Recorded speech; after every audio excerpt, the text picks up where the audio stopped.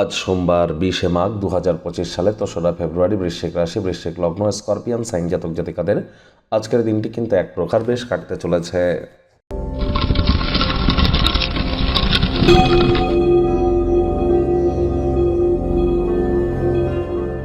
ভিডিওটির শুরুতেই আপনাদেরকে আরও একবার সরস্বতী পূজার হার্দিক শুভেচ্ছা ও অভিনন্দন রইল রাজ্যক চ্যানেলের তরফ থেকে। আজকের দিনটি সরস্বতী পূজার একটি অ্যাডিশনাল ডে। আজও কিন্তু অনেক জায়গায় সরস্বতী পূজা হচ্ছে। অঞ্জলি আজও আপনারা প্রদান করতে পারেন। স্ক্রিনে দেখতে পাচ্ছেন মাতা সরস্বতীর পুষ্পাঞ্জলি মন্ত্র। ওম জয় জয় দেবী চরাচর সারে কুচযুগ শোভিত মুক্তাহারে বীণারঞ্জিত পুস্তক হস্তে ভগবতী ভারতী দেবী নমস্তুতে।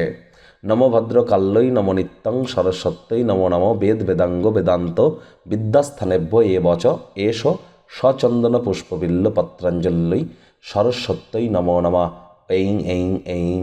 এটিই আপনারা কিন্তু আজ অন্তত সকালবেলা পারলে ঘুম থেকে উঠেই স্নান আদি সেরেই আপনারা কোনো কিছু না খেয়ে মাতা সরস্বতীর উদ্দেশ্যে এই মন্ত্রটি পারলে 108 বার জপ করে নিজের মনস্কামনা জ্ঞাপন করুন। তিনি অবশ্যই আপনাদেরকে তা পূর্ণ করবেন।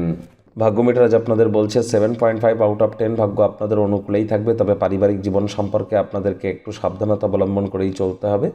ওজন বুঝে ভোজন গ্রহণ করুন। রাস্তাঘাটে সাবধানে গাড়ি ঘোড়া চালান।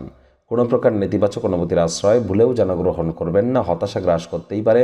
নিজের খাদ্য তালিকাকে নিয়ন্ত্রণের মধ্যে রাখুন। যোগব্যায়াম, ধ্যান, প্রাণায়ামের সাহায্য নিন।